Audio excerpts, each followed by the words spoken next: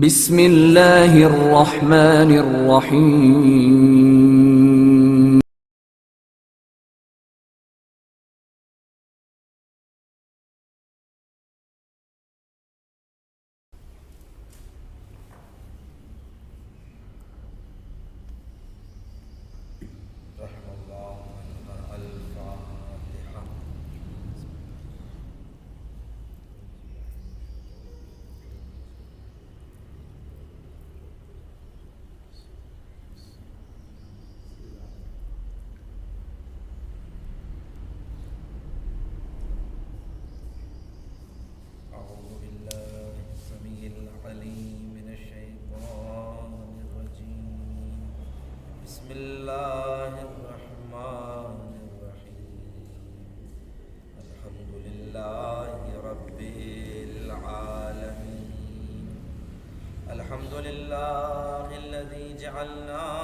المتمسكين بولاية مولانا أمير المؤمنين علي بن أبي طالب. اللهم صل على محمد وآل محمد. الصلاة والسلام والتحية والإكرام على أشرف الأنبياء والمرسلين وخاتم النبيين ورحمة للعالمين جد الحسن والحسين بالقاسم محمد. اللهم صل على محمد وآل محمد وعلى أهل بيته الطيبين الطاهرين المعصومين المظلومين المنتجبين الهداة المهديين سيما بقية الله في الأرضين الإمام الثاني عشر المهدي المنتظر.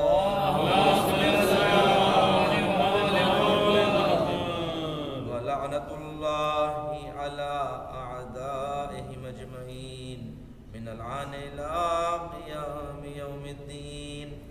أما بعد فقد قال الله تبارك وتعالى في محكم كتاب المجيد وفرقان الحميد وقوله الحق. بسم الله الرحمن الرحيم. إنما أنت منذر ولكل قوم حاد. اللهم صل على محمد وآل محمد. عزیزان گرامی قدر، ہمارے اساتذہ یہ کہا کرتے تھے کہ یہ جو ہم محافل جشن کیا کرتے ہیں اور یہ سنت جو ہم تشیع کے درمیان موجود ہے کہ ہم مناسبتوں پر اگر خوشی کی مناسبت ہو تو جشن ولادت برپا کرتے ہیں اور ذکر اہل بیت برپا کرتے ہیں، اور اگر ایام شہادت ہو تو مجالس عزا برپا ہوتے ہیں اور ذکر اہل بیت ہوتا ہے، مصائب اہل بیت بیان ہوتے ہیں۔ اس کے پیچھے دو فلسفہ ہے، یہ بیان کرتے تھے کہ سب سے پہلے تو خود اہل بیت علیہم السلام نے تاکید فرمایا ہے کہ ہمارے شیعہ ہوا ہے کہ جو ہماری خوشی میں خوشی بنائے اور ہمارے غم میں غمگین ہو جاتے ہیں، یہ شیعوں کی علامت بتائی گئی۔ اور دوسرا فلسفہ یہ ہے کہ پروردگار خود ذکر اہل بیت کو پسند کرتا ہے، اس لیے کہ ذکر اہل بیت خود ذکر خدا ہے۔ کوئی یہ نہ سمجھے کہ غیر اللہ کا ذکر یہ غیر اللہ نہیں ہے، یہ ذکر خدا کا ذکر ہے۔ اہل بیت علیہ السلام کا ذکر خود خدا کا ذکر ہے۔ ذکر علی عبادہ فإنہ ذکرہ ذکری و ذکری ذکر اللہ، یہ نبی نے فرمایا کہ عین ذکر خدا ہے۔ انسان یہ نہ کہیں کہ ہم غیر خدا کا ذکر نہیں، غیر خدا کا ذکر۔ اور حکمت یہ ہے کہ جہاں اہل بیت کا ذکر ہوگا وہاں پر معرفت اہل بیت میں اضافہ ہوگا، معلومات اہل بیت میں اضافہ ہوگا۔ آپ کی نالج جب تک معلومات نہ ہو معرفت حاصل نہیں ہو سکتی۔ علم وسیلہ ہے معرفت کا، اور جب معرفت آتی ہے، جہاں معرفت آئے گی وہاں معرفت الہی آئے گی۔ اس لیے کہ اہل بیت علیہ السلام کا وجود معرفت پروردگار ہے۔ یعنی اگر آپ اہل بیت تک پہنچ گئے تو پھر آپ خدا تک پہنچ گئے. اگر آپ نے اہل بیت کو پہچان لیا تو پھر آپ نے خدا کو پہچان لیا. اس لیے کہ اہل بیت علیہ السلام کی زندگی محض عبادت خدا تھی، اطاعت خدا تھی. اس لیے یہ مرکز بنایا گیا. تو ہمارے اساتذہ یہ کہا کرتے تھے کہ ان مناسبتوں کے ضمن میں ہمیں چاہیے کہ اہل بیت علیہ السلام کی زندگی کا ایک مطالعہ کریں، ان کی کچھ فضائل کا مطالعہ کریں، کچھ کرامات کا کہ جو اہل بیت علیہ السلام کی زندگی میں پیش آئے. معلومات میں ایسے نہ ہو کہ جیسے ایک واقعہ نقل ہوتا ہے کتابوں میں، حوضے میں بڑا معروف واقعہ ہے، یہ نہیں معلوم یہ جوک ہے یا حقیقت ہے. کہتے ہیں عراق کے گاؤں میں کسی سے پوچھا گیا کہ بھائی آپ 12 امام کے نام بتائیے. تو اس شخص نے کہا 12 امام کے نام. اس نے گنانا شروع کیے، اول امام، دوسرے امام، تیسرے امام، چوتھے امام. جب 9ویں اور 10ویں امام پہ آیا اس نے کہا حضرت عباس. تو وہاں پر کہا کہ نہیں بھائی، حضرت عباس کا مقام اور مرتبہ ہمارے پاس بڑا بلند ہے، باب الحوائج ہے، وہ اپنی جگہ پر احترام رکھتے ہیں، مگر ائمہ معصومین میں نہیں ہے. ائمہ معصومین میں نہیں، وہ امام نہیں ہے، وہ امام نہیں. تو اس نے بڑے غصے میں کہا کہ آپ محمد جواد یا علی نقی میں سے کسی کو کم کریں، حضرت عباس کو کم نہیں کرنا چاہیے آپ. یعنی 9ویں 10ویں میں سے کسی کو کم کریے آپ. یعنی دیکھیے آپ کہ اتنا جذبہ اور جذبات جو جذباتی ہو جاتے ہیں لوگ، اور مظلومیت آتی ہے ہمارے 9ویں امام اور 10ویں امام پر ہی. اکثر نام بھی جب گنے جاتے ہیں تو انسان ذرا سا تفکر کرتا ہے کہ میں واقعی 9ویں امام کا نام صحیح دے رہا ہوں یا نہیں، کہ 9ویں امام اور 10ویں امام میں اکثر پھنستے ہیں کہ آپ کا نام کیا ہے، آپ کی نیت کیا ہے. ابھی ہم نے منقبت میں سنا چوتھے علی.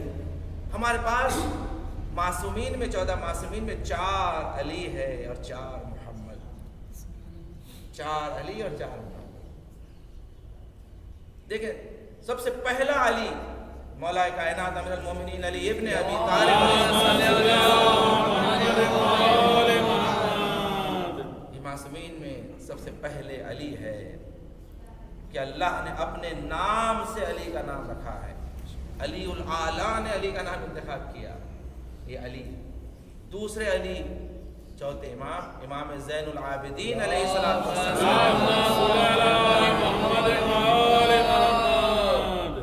کہ آپ کا نام علی بن الحسین ہے. اور تیسرے علی 8ویں امام، امام علی ابن موسی رضا علیہ السلام. یہ تیسرے علی 8ویں امام. اور چوتھے علی 10ویں امام، امام علی النقی علیہ السلام.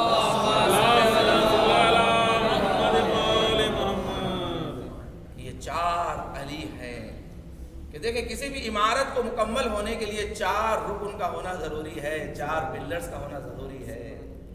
4 علی ہیں اور 4 محمد. ہزار گرامی، آپ کے مشہور القاب میں ہادی ہے یعنی ہدایت کرنے والا. اور میں نے جس آیت کو اپنا سرنامہ کلام قرار دیا اس میں پروردگار فرما رہا ہے انما انت منذر ولکل قوم ہاد، کہ آپ اے نبی اس امت کے منذر یعنی ڈرانے والا، ڈرانے والا. اور وَلِكُلِّ قَوْمٍ ہاد، اور ہر امت کے لیے ایک ہادی ہوگا. ہادی کہ ہدایت کرنے والا ہادی ہوگا، خدا کی جانب سے ہوگا. دیکھیں ہمارا جو اعتقادات ہے قرآن کے مطابق ہے، ہمارے تمام اعتقادات کی دلیل قرآن میں موجود ہے. آپ کسی بھی آیت پر آپ ہاتھ رکھ دیں اسی سے آپ امامت ثابت کر سکتے ہیں. وَلِكُلِّ قَوْمٍ ہاد، اس آیت میں اللہ نے واضح طور پر بتا دیا کہ ہر امت کے لیے ہادی ہوگا. ہادی کا ہونا ضروری ہے، اور ہادی کا انتخاب خود خدا کرے گا، کیونکہ منذر کا بھی انتخاب اللہ کر رہا ہے. انما انت منذر، جب اللہ بھی نبی کا انتخاب اور منذر کا انتخاب بھی خدا کر رہا ہے، ہادی کا انتخاب بھی خود خدا کرے گا.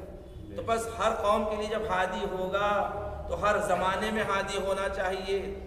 تو آج امت مسلمہ سے پوچھے کہ آج آپ کا ہادی کون ہے، آپ کس کے پیچھے جا رہے ہیں؟ ہمارا ہادی آج پردے غیب میں موجود ہے، امام زمانہ اجل اللہ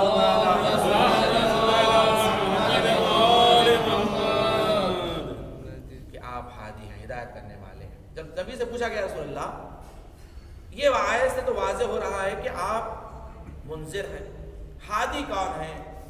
تو ایک مرتبہ پیغمبر اکرم نے مولا کائنات کی جانب اشارہ کیا، کہا میں اس امت کا منذر ہوں اور میری امت کا ہادی علی ابن ابی طالب ہے۔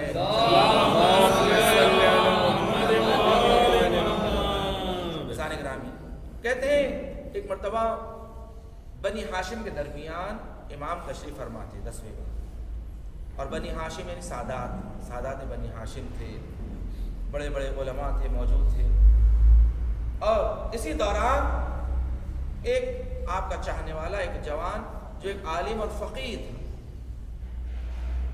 وہ تشریف لاتا ہے۔ جیسے ہی وہ آتا ہے امام اس کے لیے کھڑے ہو جاتے ہیں، اس کا احترام کرتے ہیں اور اسے اپنے قریب بلاتے ہیں، اور بلانے کے بعد بٹھاتے ہیں۔ تو جو بنی ہاشم کے آپ کے خاندان کے رشتہ دار جو بیٹھے ہوئے تھے، انہوں نے اعتراض کیا، کہا کہ مولا یہ کیا ہے، ہم آپ کے رشتہ دار، ہم بنی ہاشم، ہم سادات اولاد زہرا یہاں موجود ہیں، اور آپ ایک معمولی سے ایک شیعہ کو اتنا احترام کر رہے ہیں، وہ بھی جوان نوجوان۔ امام نے کہا کہ کیا میں قرآن مجید سے اسے ثابت کروں کہ میں نے جو عمل کیا ہے؟ کہا کہ بالکل، قرآن تو بہترین حکم ہے، قرآن جہاں پر آ جائے کوئی اس کے خلاف بول ہی نہیں سکتا۔ کوئی مسلمان اگر مسلمان ہو تو قرآن کے خلاف وہ بول ہی نہیں سکتا۔ تو امام نے فوری اس آیت کو پیش کر دیا۔ پروردگار فرماتا ہے کہ پروردگار دو عالم ایمان لانے والوں کو اور علم رکھنے والوں کو درجہ اور رتبہ عطا کرتا ہے۔ یہ قرآن کی آیت کا ترجمہ ہے کہ پروردگار نے جو ہے درجہ دیا ہے ایمان والوں کو، اور انہیں کہ جس کے پاس علم ہے۔ امام نے اس آیت کو پیش کیا، کہا کہ میں نے جو عمل کیا ہے در حقیقت میں قرآن کے مطابق، کہ اللہ نے ایمان والوں کو اور علماء کو، فقیہ کو اللہ نے کہا ہے کہ ان کا احترام کریں۔ اور یہ جو نوجوان ہے اس کی خاصیت یہ تھی کہ مکتب اہل بیت علیہ السلام کا دفاع کیا کرتا تھا، مناظرے کرتا تھا۔ جو مخالفین اہل بیت ہیں ان کے خلاف، ان کے مقابل میں یہ مناظرے کیا کرتا تھا، گفتگو کرتا تھا، اور مکتب اہل بیت علیہ السلام کو ثابت کرتا تھا قرآن اور احادیث سے۔ دیکھیں اہل بیت کے نزدیک کتنا احترام ہے کہ جو اہل بیت کا خادم ہوتا ہے، جو اہل بیت کے مکتب کا خادم ہوتا ہے، اہل بیت انہیں کیسے احترام کرتے ہیں، یہ 10ویں امام نے بتایا۔ 10ویں امام عزیزان گرامی، ایک بہترین واقعہ امام کا کہ یونس نقاش، یہ امام کا چاہنے والا، امام کا پڑوسی تھا، امام کا ہمسایہ، امام کے قریب رہا کرتا تھا، اور اس کا کام یہ تھا کہ یہ انگوٹھیوں پر نقش بنایا کرتا تھا، اس لیے اس کا نام یونس نقاش تھا کہ وہ نقش کرتا تھا۔ اسے ایک مرتبہ وہ امام کے پاس آیا، اور آنے کے بعد وہ پریشان ہو کر امام کو کہنے لگا کہ مولا میں بہت پریشان ہوں، ایک بڑی مصیبت میں گرفتار ہو گیا۔ امام نے کہا کیا ہوا؟ کہا کہ موسیٰ ابن بغا جو وزیر متوکل ہے، اس نے مجھے ایک نگینہ دیا تھا جو بہت قیمتی نگینہ اور بے نظیر نگینہ تھا، بہت ہی ممتاز، یعنی کہ جس کی کوئی قیمت ہی نہ ہو۔ جیسے سمجھے آپ آج کی مثال میں کوہ نور کی جس کی کوئی دوسری مثل نہیں ہے، سیکنڈ نہیں ہے، ایسا نگینہ موسیٰ ابن بغا نے مجھے دیا تھا، وزیر متوکل، اور میں جب اسے نقاشی کر رہا تھا تو میرے ہاتھ سے وہ ٹوٹ گیا اور 2 ٹکڑے ہو گئے مولا۔ اور یہ اس قدر ظالم ہے کہ اگر اسے پتا چلا کہ میرے ہاتھ سے یہ ہوا ہے تو یہ مجھے 1000 کوڑے مارے گا یا مجھے مار دے گا، میرے خاندان کو مار دے گا۔ مولا میں پریشان ہو گیا ہوں، گرفتار ہوں مصیبت۔ امام نے مسکرایا، کہا کہ تو واپس اپنا گھر چلا جا، تیری مشکل حل ہو جائے گی۔ اس نے کہا مولا کل مجھے جانا ہے اس کو جواب دینے کے لیے، میں کیا کروں؟ امام نے کہا بے فکر ہو کے چلے جا، تیرا مسئلہ خود بخود حل ہو جائے گا انشاءاللہ۔ اس لیے کہ امام نے اس کے لیے دعا کی، جاؤ تمہاری مشکل حل ہو۔ وہ بہرحال اپنے گھر تو چلا گیا، مگر بہرحال انسان کا دل ہے، اضطراب ہے، پریشانی میں گرفتار ہے۔ جیسے صبح ہوئی امام کے گھر پہ واپس آیا، پھر سے دخل باب کیا، کہہ کر کہتا ہے کہ مولا موسیٰ نے مجھے اپنا غلام بھیجا ہے مجھے بلوانے کے لیے، مجھے بلا رہا ہے، مولا میں جا کر کیا جواب دوں؟ امام نے کہا تو بے فکر ہو کر اس کے پاس جا، تو جو چاہتا ہے تجھے وہی جواب ملے گا۔ امام کہہ رہے ہیں، امام جانتے ہیں کہ کیا ہونے والا ہے۔ دیکھیں امام کسے کہتے ہیں؟ ایک مرتبہ بہرحال وہ مضطرب ہے، وہ تو انسان ہے نا، وہ تو علم غیب نہیں رکھتا کہ کیا ہونے والا ہے۔ بہرحال امام نے جب کہہ دیا تو بہرحال جو بھی ہونے والا ہے اچھے ہونے والا ہے، مگر پھر بھی دل مضطرب ہے، اس کا پریشان ہے۔ ایک مرتبہ جب جاتا ہے، جانے کے بعد جیسے ہی موسیٰ ابن بغا جو وزیر متوکل تھا، اس نے اس سے کہا کہ یونس سے کہ میں نے جو تمہیں وہ نگینہ دیا تھا نقش کے لیے، در حقیقت میں مسئلہ یہ ہوا ہے کہ ہمارے گھر میں جو اس کی 2 زوجائیں تھیں، 2 گھر تھے اس کے، تو اس نے کہا کہ دونوں گھروں میں ذرا جھگڑا ہو گیا ہے۔ کہا کہ یہ نگینہ جو اتنا نایاب نگینہ ہے تم اس کے لیے دے رہے ہو، مجھے نہیں دے رہے ہو، تو دوسری بڑی ناراض ہو جا رہی ہے، پریشانی ہو جا رہی ہے، تو میں چاہتا ہوں کہ اس کے 2 حصے کیے جائیں اور 2 نگین 2 انگوٹھیاں بنائی جائیں اس کی۔ ظاہر کرام سوچے امام اگر چاہیں تو کیسا تصرف کر سکتے ہیں۔ کہا کہ میں چاہتا ہوں کہ اس کے 2 نگینے بنے اور اس کی 2 انگوٹھیاں بنائی جائیں۔ تو امام نے اس سے پوچھا تم نے کیا کہا؟ تو اس نے کہا کہ مولا میں نے اسے یہ کہا کہ میں اس کے بارے میں غور کروں گا اور غور کر کے میں آپ کو بتاؤں گا کہ یہ ممکن ہے یا نہیں۔ دیکھیں یعنی امام نے اس کا بھی تائید کی، کہا کہ تم نے بہترین جواب دیا، تم نے بہت بہترین جواب دیا۔ اس کے بعد وہ دونوں نگینوں کو بنا کر نقش کر 2 انگوٹھیاں بنا کر لے جاتا ہے، اور بہترین رقم اسے تحفے میں ملتی ہے۔ امام کے قدموں میں آ کر گرتا ہے، کہتا ہے مولا آپ نے میری مشکل کو ایسے حل کر دیا کہ دیکھیں ظاہر میں انسان یہ کہیں کہ امام نے کیا کیا، کچھ بھی نہیں کیا، مگر دیکھیں امام کچھ بھی نہیں کر کے بہت کچھ کر دیتے ہیں۔ صلوات پڑھیں محمد وآل محمد۔ یہ امام ہادی ہدایت دینے والا کہ ایسے ہدایت کریں۔ دیکھیں ہدایت کی 2 ہوتی ہے، ہدایت کی 2 قسمیں ہیں، یعنی ہدایت کرنا، ہدایت الی الطریق و ہدایت الی المطلوب۔ ہدایت کی 2 قسمیں، ہدایت الی الطریق یعنی راستہ بتا دینا۔ اگر کسی نے آپ سے پوچھا کہ بھئی یہاں سے علاوہ سرتخ کہاں پر ہے، تو آپ یہاں پر کھڑے ہو کر بتاتے ہیں کہ بس سامنے آپ چلے جائیں، یہ دیکھیں سامنے علاوہ سرتخ مبارک موجود ہے۔ یہ ہے طریق، ہدایت الی الطریق، آپ نے راستہ بتا دیا ہے اسے، دیکھیں یہاں سے آپ سیدھا جائیں گے سیدھا۔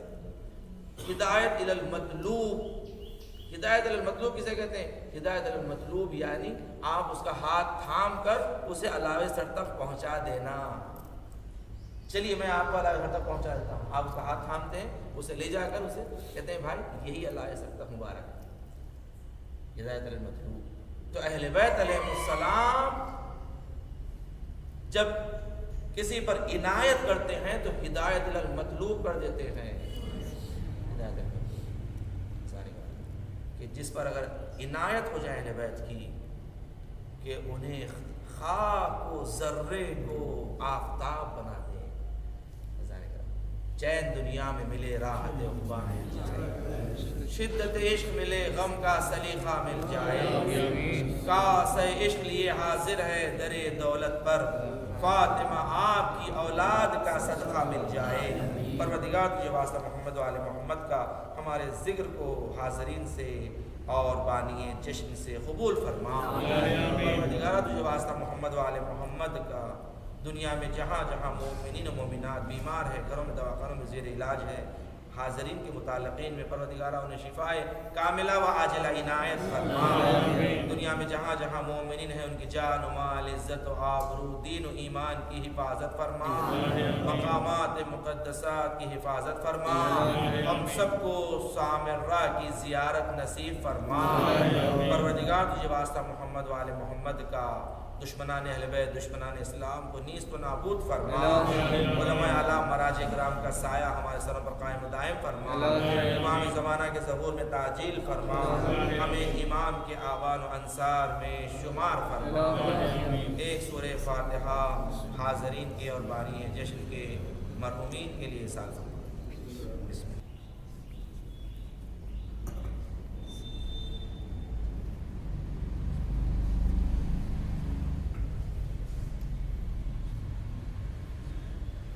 ربنا تقبل منا انك انت السميع العليم بجاه محمد وآل الطاهرين صلوات اللهم صل على